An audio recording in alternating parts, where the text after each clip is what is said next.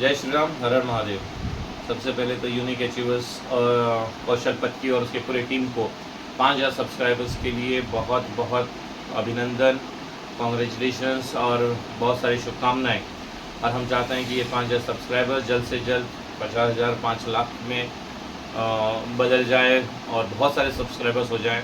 मैं गोवा के हर उस व्यक्ति से निवेदन करता हूं कि कौशल पत्की और उनकी टीम जो एक यूथ लोगों ने जो इनिशिएटिव लिया है, इस इनिशिएटिव में वो गोवंस बिजनेस को, गोवन यूथ को या गोवा की जो पॉलिटिकल सिनारियो है या फिर गोवा की जो सोशल सिनारियो है, उसमें जिस तरह से वो पॉडकास्ट करके जो लोगों तक अपनी आवाज़, जिनका आवाज़ जहाँ तक नहीं पहुँच पाती है, उन लोगों का आवाज़ वहाँ तक पहुँचाने की जो कार्य करते हैं, उस इनिशिएटिव को सारे गोवंस मिल के उन्हें सपोर्ट करें और उनकी सब्सक्राइबर ऐसे बढ़ते रहे।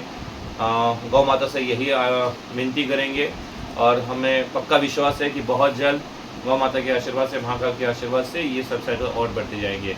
कौशल Patki and team, well done. ऐसा ही आप लोग करते रहिए। जय श्री राम।